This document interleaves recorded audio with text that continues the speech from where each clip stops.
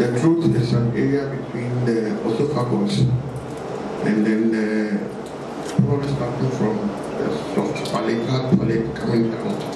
You get the larynx, and then you get the pharynx, together with the glottis, that area. I think that is the throat. Anybody with anything? Do you have anything to add, subtract? I think we start from some posterior part to lower part. So lower border of the pharynx, which is so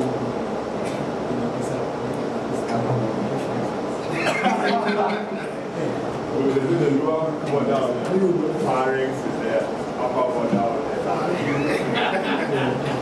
Unfortunately, it doesn't end just like that. So basically, the throat is thinking more like we look at the word throat as a big area, more like a generalist or populist type of word. So we rather would want to talk about the pharynx. So the throat, in essence, is what we call the pharynx.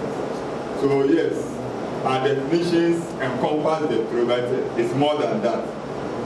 So it starts from the nasopharynx, and oropharynx, and then we come to the hypopharynx, which is not the entrance to the larynx, but it's in front of the larynx in front of the hypopharynx. And so more like you can say the entrance into the esophagus, then it's complete. So basically the throat is what we call the pharynx. Right. So we are going to talk about infections of the throat. So what do you think are some of the causes of infections in the throat? Thank you very much, Steve. Infection can be viral, bacterial, fungal. Yes, so in talking about viral infections. Okay, so you mentioned viral, bacterial, fungal. So pass it over. And what type of viral infection? So these viral infections we have can also come in the pharynx. So what type of viral infection? So for viral, we can consider adenovirus. And then the bacteria can consider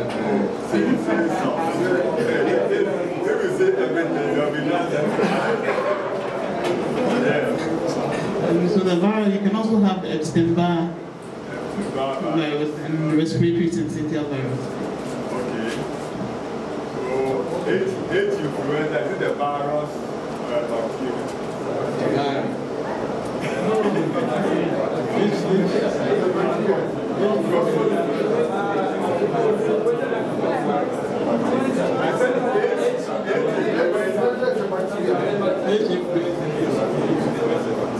That was the question I asked. Is it the virus?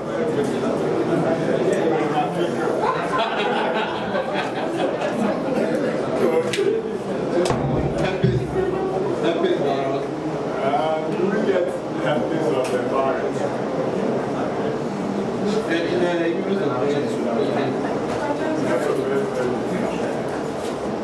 There's something like, what about measles? You get measles of the virus? Yeah. Yes.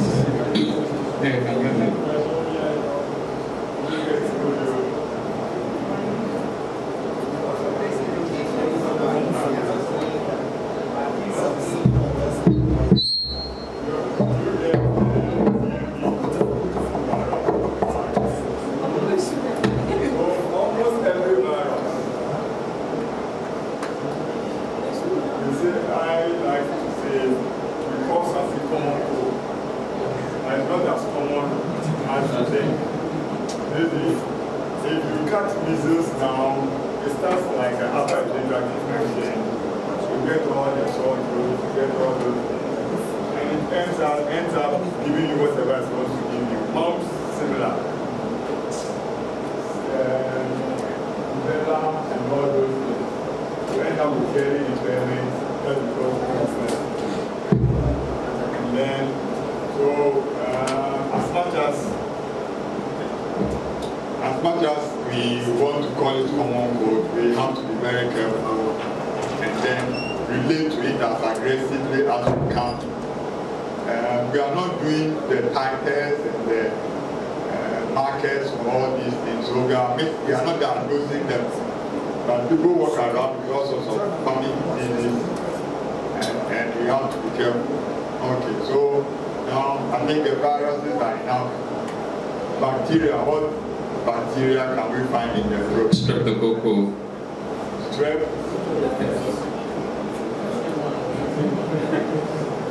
Which type of strep?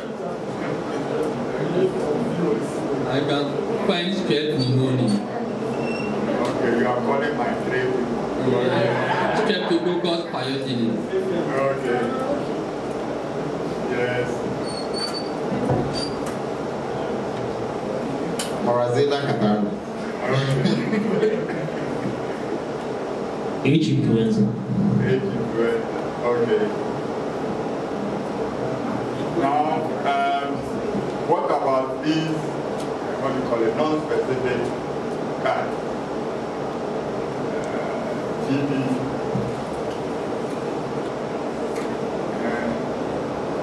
And we are seeing gonorrhea. So which are the common ones? Have been sorted out by vaccination. Diphtheria. Anybody seen diphtheria before? In the book, I happened to be a star one day. We saw somebody with diphtheria, and nobody could find it out. That's what was diphtheria. I've never seen one before. I was in SA, and we were being from youth. So this patient comes. You know, SA, their vaccination is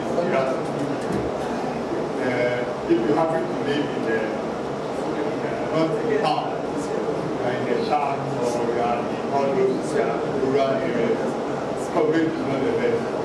So this young girl comes, this typical have this pseudo membrane there, and the guy tried to feed it up and so started bleeding, it was going into the this person. He said, are you sure? That's what I mean. Really, so we call the infectious people, they came, they condemn them. Isolated. The Dr. Graham was isolated. And then they took us all to public health. They took our blood titers and the rest. Some of them been vaccinated, so we were at a high titers. But the annoying is that they brought me a bill that I didn't have the idea. So I had insurance, but then I didn't. I said, occupation exposure, you are not going to charge them. The account is on the bill, but then the public health is no money. The system works. And it is not difficult for us. There are somebody who knows that. But anyway, so we have bacteria, we have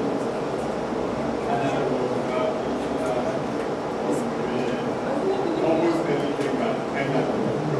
So this morning we're speaking about ADD, also having a present.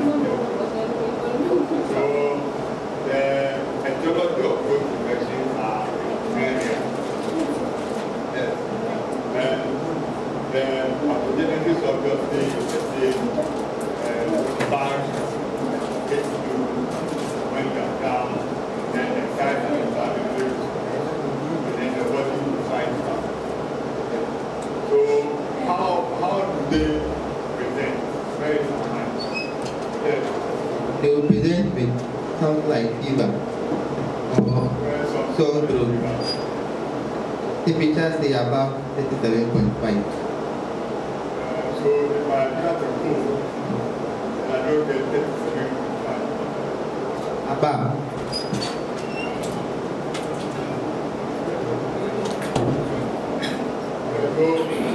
So we have, what do you call it, constitutional system, and then specific and local.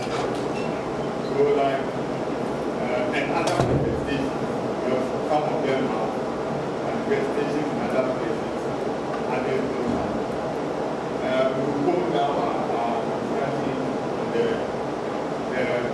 viral ones, general, you get the diarrhea in this sore throat or diarrhea. In the worst case scenario, you get dysphagia, you get fever, sweating, days. Some of them are muscle, myalgia. So depending on the whatever it is, some headaches are worse than others. So those are there. But now, let's go down the ones of interest to most people when they start looking for it. And in the strep throat. Okay, so are there any predisposing factors? Strep throat that accuse in life? Immunosuppression. I'm not too sure if for other ones, like let's say TB, bacteria, you might count some others immunosuppression, but generally, acute tonsillitis, it's just an infection walking around. How many of you have had your basal cavity swamped for strep, MRS? Ever.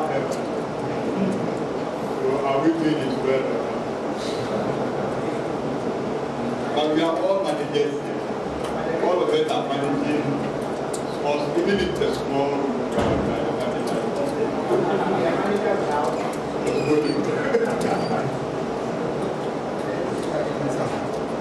No, I thought we were supposed to get rid of that again. Actually, that one. We don't know how much we get for insurance. And about 70% of patients see insurance. The private one, the public one, at least when they will pay you, the private becomes really easy to pay. Okay. Right, so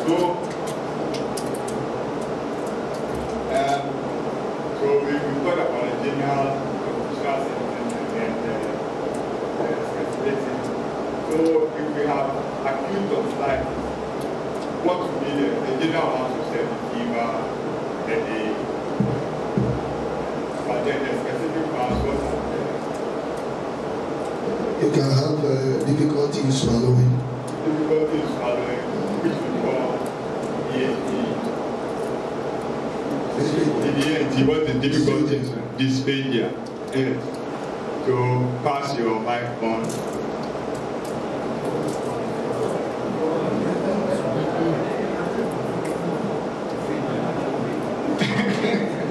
Yes. You might have a cough. You might have a cough. A cough. Acute tonsils, do we get a cough?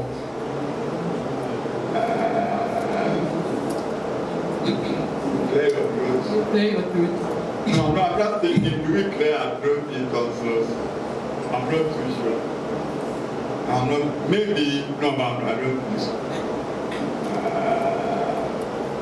No. But maybe, maybe. Okay. All right. Or funny sensation in your throat. That one, maybe, yeah, that can happen. That can happen. We talked about dysphagia, funny sensation in the throat. Have we mentioned odynophagia?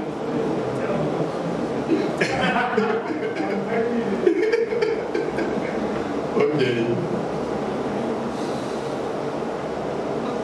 Like Malay. Okay. Yeah. Okay. We put that aside, but once you said it, okay. Yes.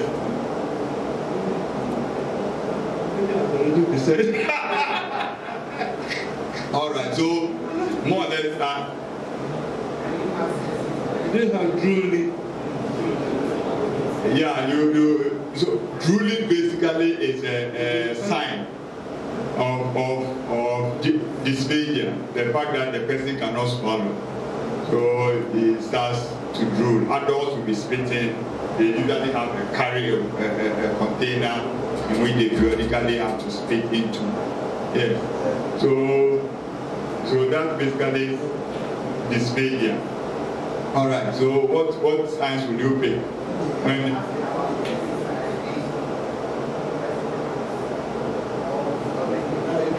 No, what do you mean by excessive salivation? Because there will be saliva collecting in the mouth. That is not excessive. It's just that me and you have to say, small or you swallow. But he will not swallow, so he's holding it in the mouth. Over time, then, yeah, so what signs will you pick? So the constitutional signs, the temperature may be up. Usually it's up. If you look into the mouth. Do you have to look into the mouth? Yes, you have to look into the mouth. Okay, so you have to look into the mouth. Anybody complaining of sore throat, you have to look into the mouth. Yes. So and you see the tonsils. It's what? What? Yeah, halitosis. Okay. That one. Yeah, so what's the protection? If the person has halitosis and it's a trauma, so you can't run away from it. Some of us, like, it's a daily chore. You have to sit in front of somebody. Those who don't have, complain. Those who have, don't complain. Those who don't have, don't come and press like, no, I have halitosis. Everybody. And even my friends tell me when you're in big trouble, even see their friends tell them, I don't know how you get around it. Yeah. Okay, so that's it. Academia. Yes, and that is the bone of contention. What do you call a hyperemia or hyperemic tonsils? Because to start with, if I ask us to look in everybody's throat, our tonsils are all red.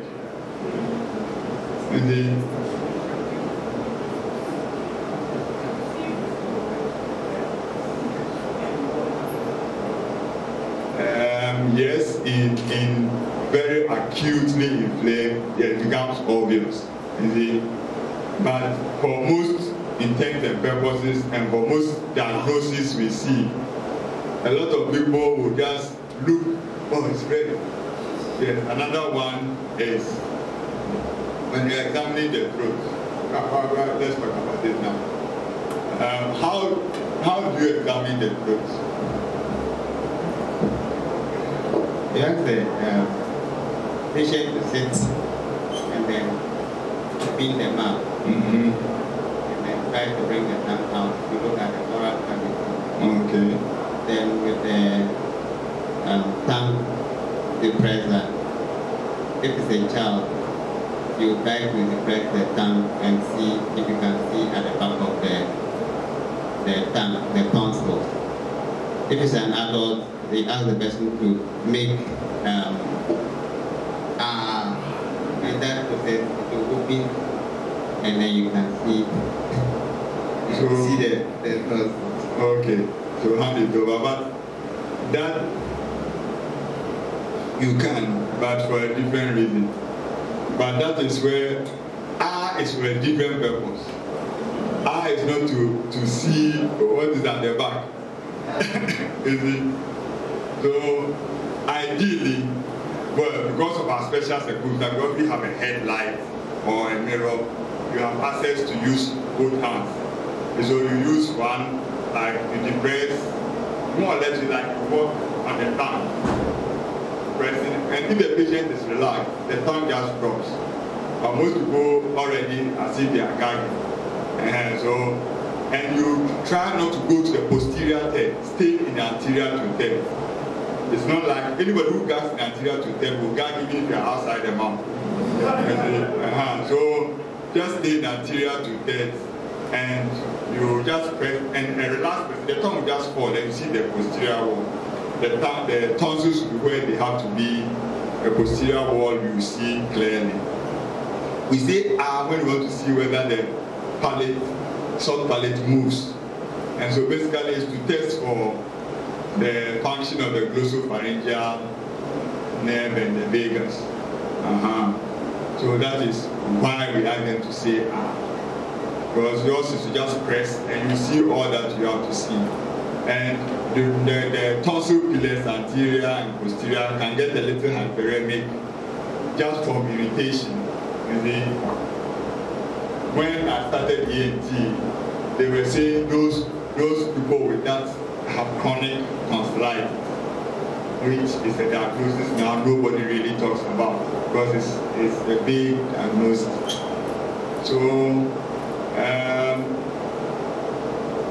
the other thing is when you put the spatula in the posterior third, they gag, and then the tonsils will do what?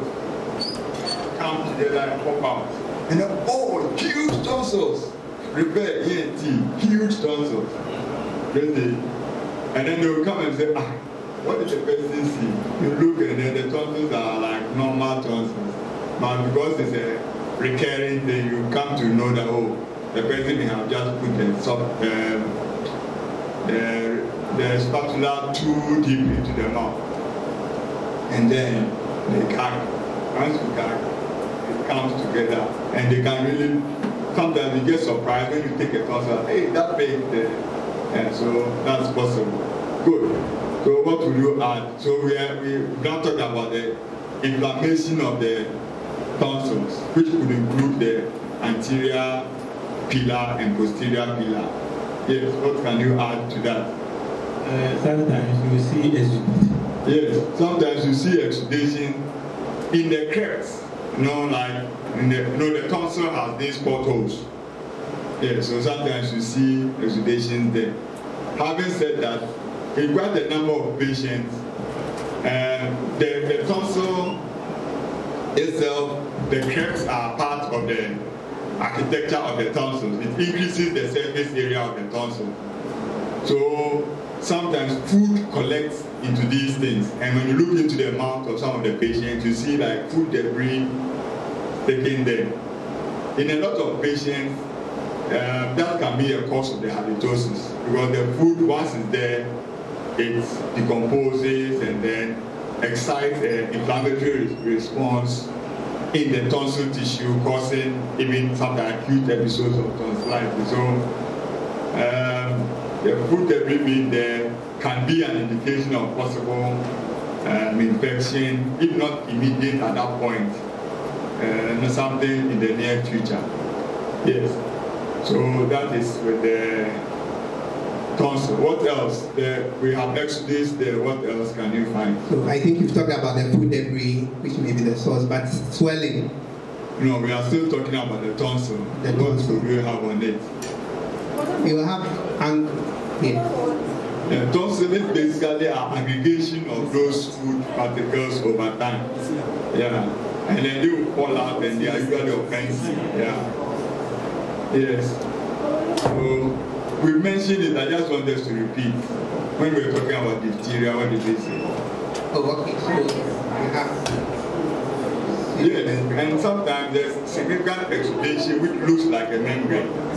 So the difference between pseudomembrane and that one is you can peel that one and this one is there uniform and sometimes spreads onto the pillars.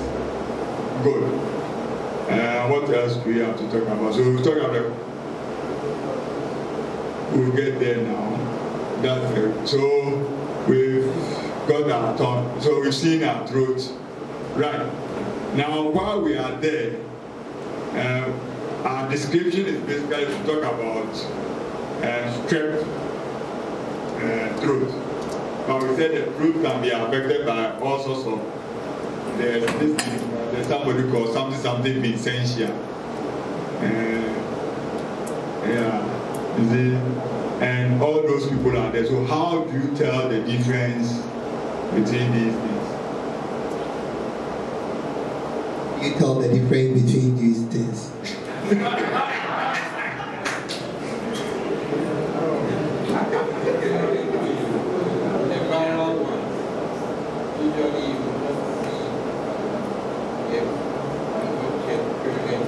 Purulent eczema. With strep, the onset, that is the bacterial one, the onset is usually short as opposed to the viral one. And you see exudates with respect to the bacterial one. In terms of Vincentia, and then you have a bone that is to the tonsil, and you usually have a large liquid. Okay, and we mentioned EBV. I'm sure you almost said EBV. So, how different is EBV's presentation from strep? Okay. And what's the other name for EBV? Throat infection. Kissing disease. And it became a big issue recently when some Roman sisters got an EBV infection. Yeah. And people say, how come Romans? Yeah.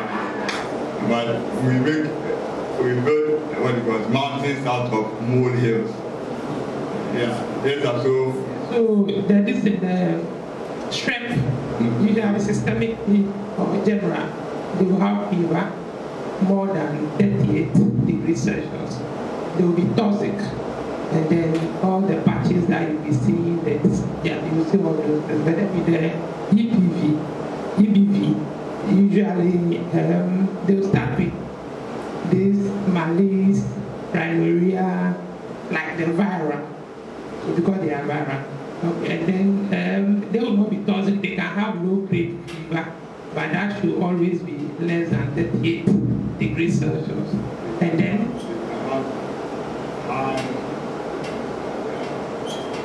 high fever, but they are very characteristic. Yeah, so they are generalized lymphadenopathy, huge. One thing I always remember, they tell you that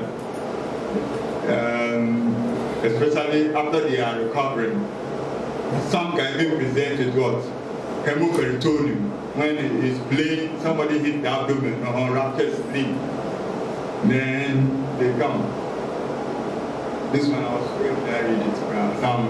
All those Medscape kind of called the things they give you to read. Yeah, just no, this EBV, Epstein-Barr virus, yeah. So we have to have it in mind. They have like lymphadenopathy. Though this strep, you get some lymphadenopathy, but it's not huge. It's not huge ones, and they don't have multiple sites. Okay, good.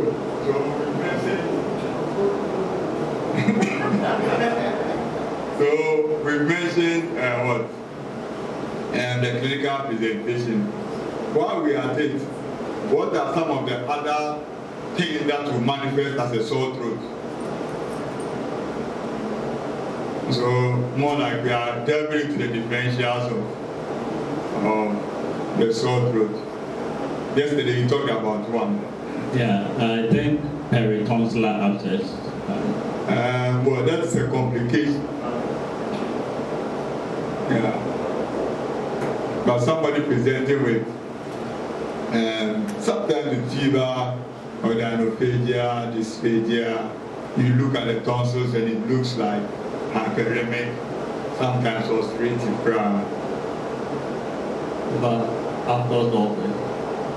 Well, after surface are there, but they, you know, for them you can see sometimes the circumscribed lesions on the tonsil or the tonsil pillar, but not like a generalized sore, be like that. Yeah, we get them across the sides of the ulcers, but what systemic conditions? You could have oropharyngeal appendicitis. That's more like a fungal throat infection. Okay. What else? So is that a differential for? I think it has characteristic features for which reason we can't use it as a differential for strep throat. Everybody, we are far away. Yes. So can we have Kaposi sarcoma? Kaposi sarcoma, how do they present? A tumor. Yeah. Yeah. So what about, we've talked about infectious mononucleosis, we've talked about scarlet fever. Nobody mentions scarlet fever. That was the second one I wanted to do. Okay. What about, yes, if you take if you have a sore throat and we check your, we think, oh, this is an infection, you take the person, do a hemogram, and then he has all his blood indices are very low, pancytopenia. What will you be thinking of?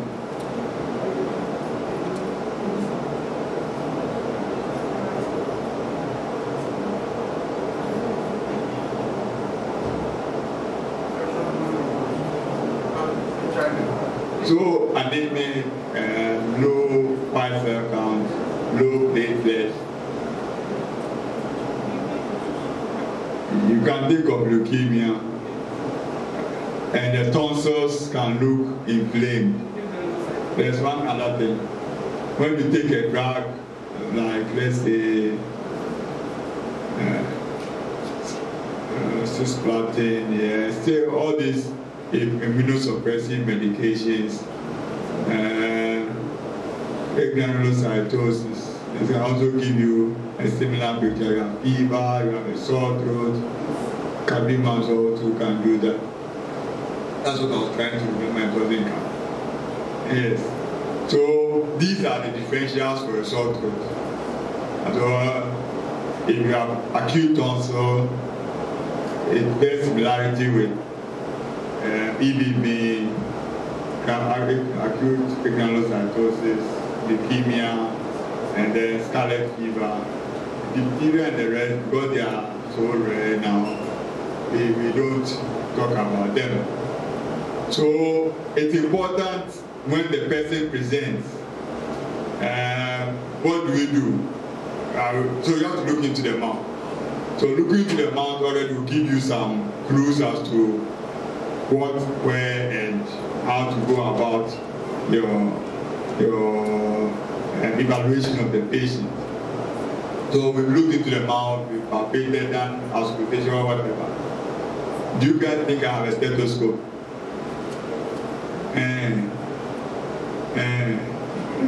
I know where it is. Actually, today's not in my car. The last time I took my stethoscope was at the church outreach about 2 months ago. But in my consulting room, no. That doesn't mean we don't auscultate. Now I delegate the auscultation. Go and examine that patient and report. Yes.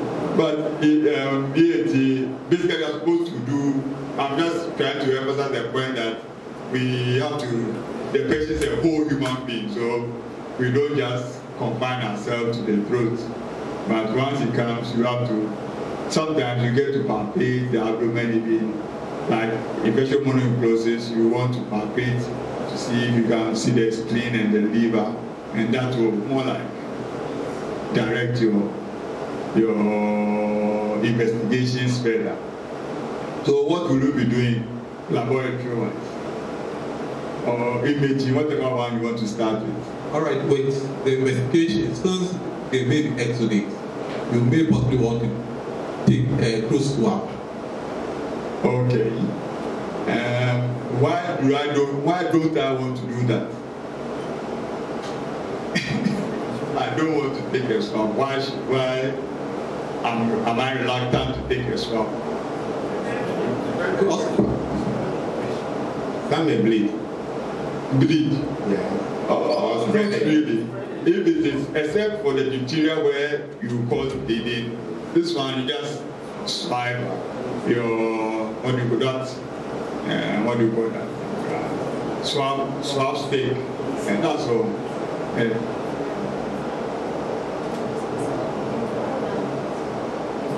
Which one? Pericarditis? No. And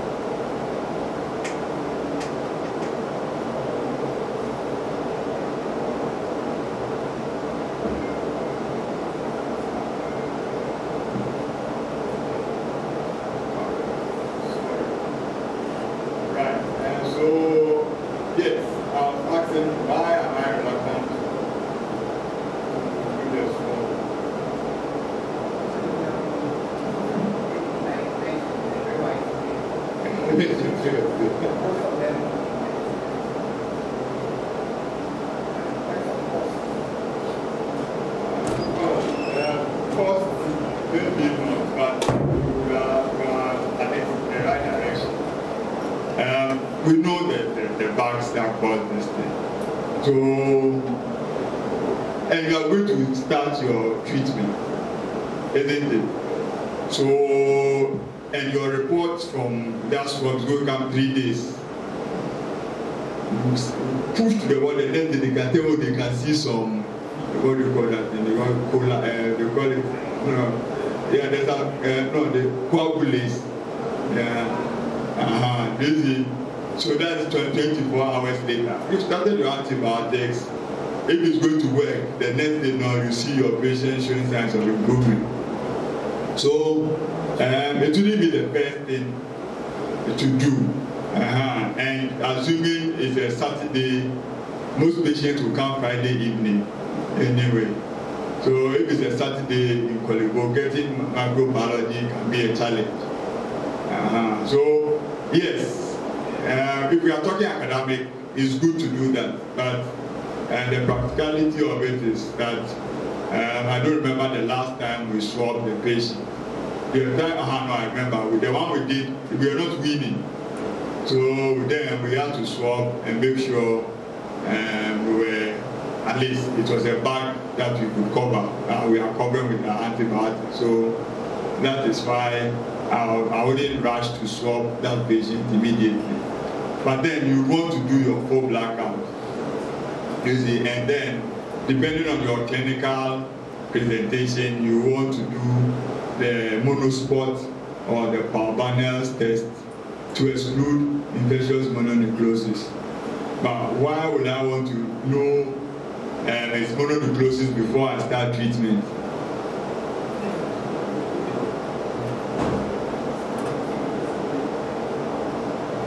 Because